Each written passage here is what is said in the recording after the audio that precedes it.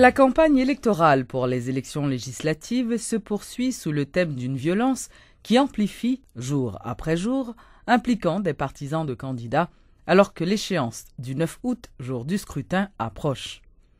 Les murs et les pylônes électriques sont couverts de photos à l'effigie de candidats au Sénat et à la députation. Entre-temps, certains prétendants enfreignent les prescrits du décret électoral qui fixe les règles de campagne. Télémétropole a effectué un tour dans les rues de la capitale. Suivez. À quelques jours du moment de vérité, les candidats aux législatives se positionnent et tentent de gagner la confiance des électeurs. Timidement, sans grand financement de l'État, certains organisent des meetings, distribuent des posters, placent des billboards. Bref, la campagne se fait sentir un peu plus. Dans la foulée, des règles sont violées, des principes ignorés, le désordre tend à s'installer. Alors qu'il leur est formellement interdit par le décret électoral de salir les murs des maisons privées et ceux des édifices publics, les candidats ou encore leurs partisans profitent de tout ce qui leur tombe sous la main. Et dire que des sanctions étaient prévues par le CEP, selon ce qu'avait expliqué Marie-Lucie Carmel-Paul Austin.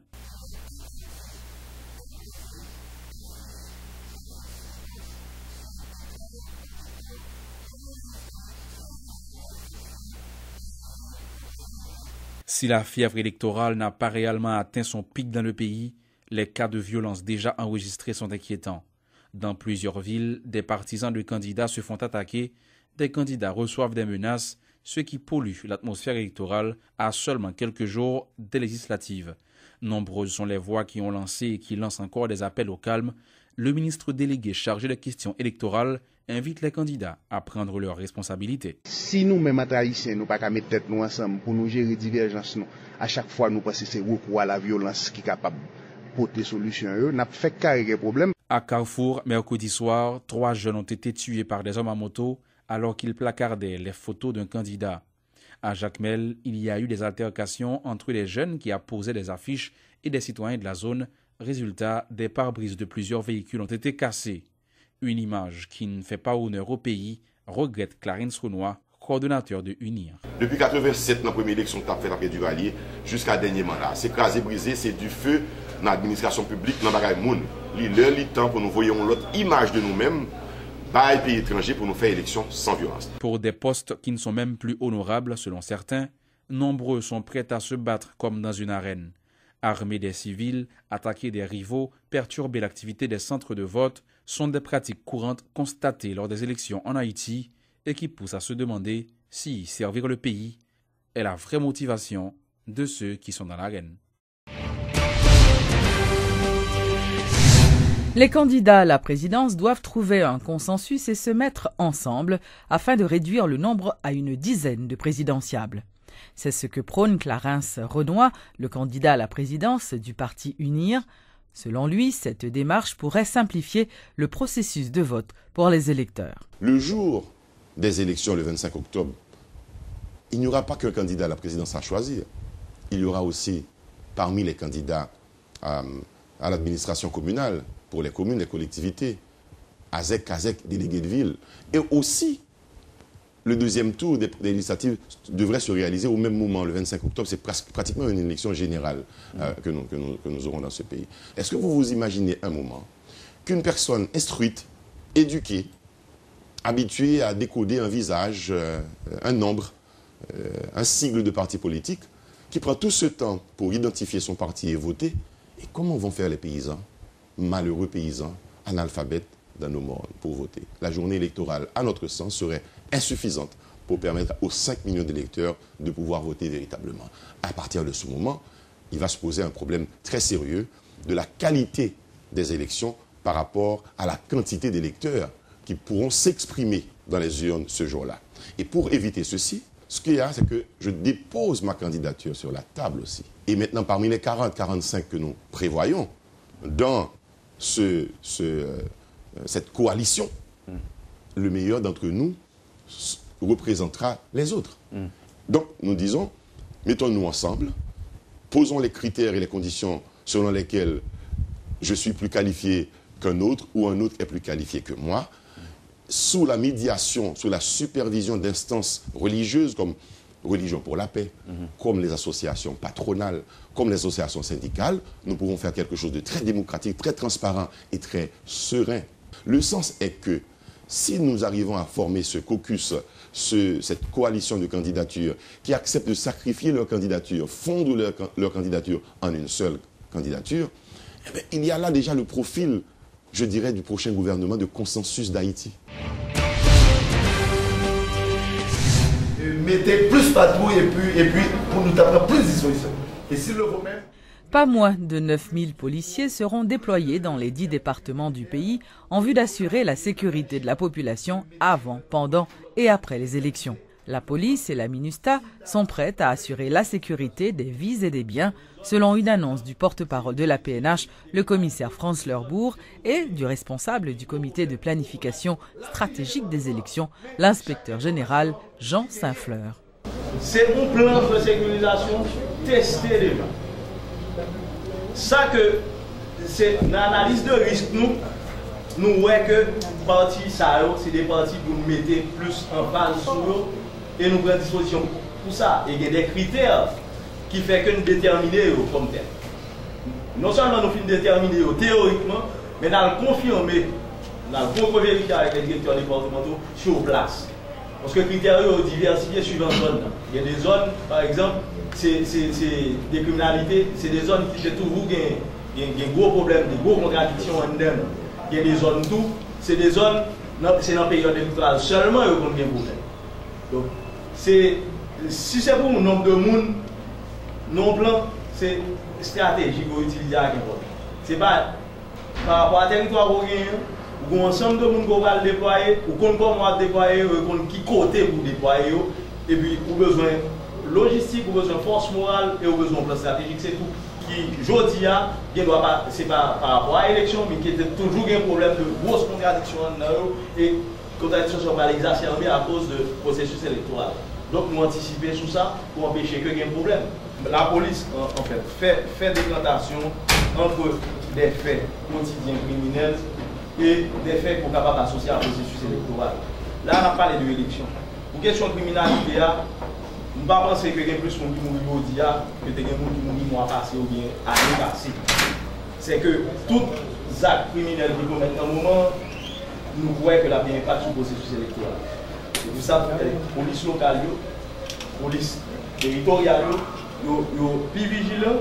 Il y a des gens qui prennent la route pour voter, il faut que chemise en deux pantalons. Ok? Ensuite, par eux communiquer, instruction à bien d'abord, port d'armes, interdit.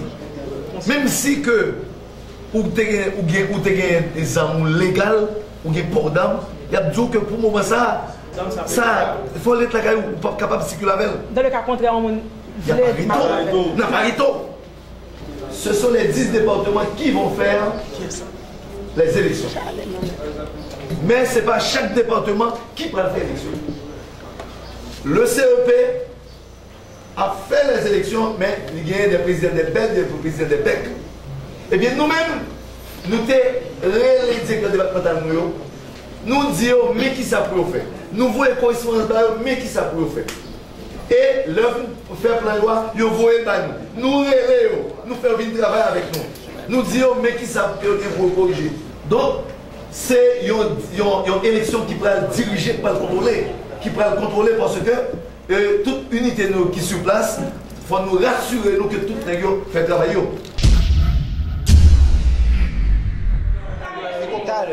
Le service de radiologie de l'HUEH recommencera à fonctionner lundi prochain. Les médecins grévistes ont décidé de mettre un terme au mouvement de protestation entamé depuis plusieurs semaines.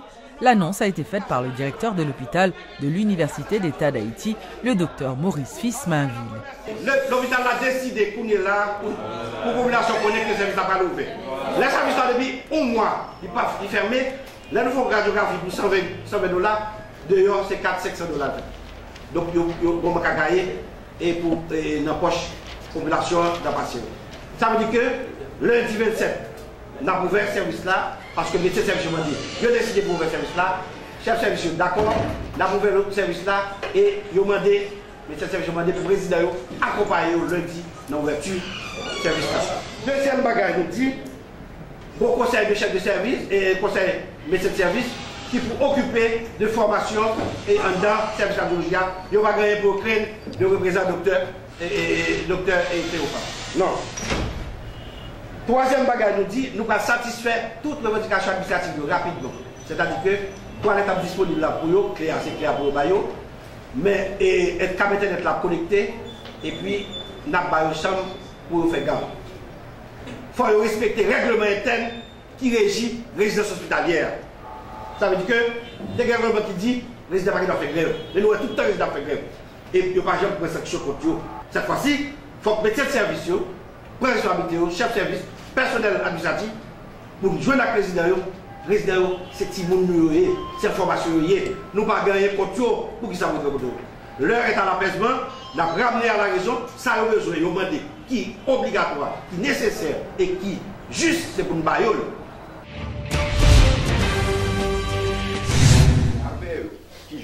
Une grande foire Unibank tous côtés aura lieu ce dimanche 26 juillet à Pétionville.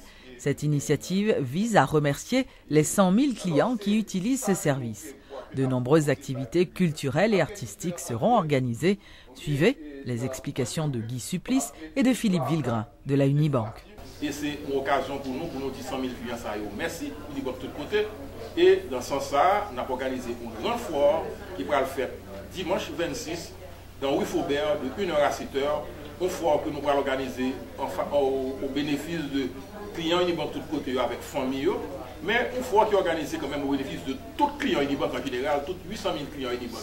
Nous avons besoin de Covid. Malheureusement, je ne peux pas comprendre. Nous ne sommes pas capables d'accommoder 800 000 personnes sur place. Donc, peut-être ça nous dit, les premiers arrivés sur les premiers services, nous demandons des gens pour venir bonheur. Et c'est dimanche que nous allons l'organiser.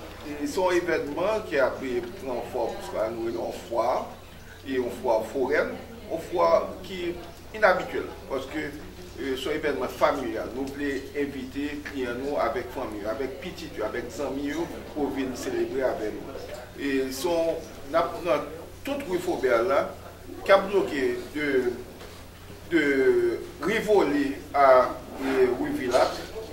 Et côté de Poil Gagné, on série d'événements, on a des spectacles dans la rue. Sur tout, ça on prend 4 blocs.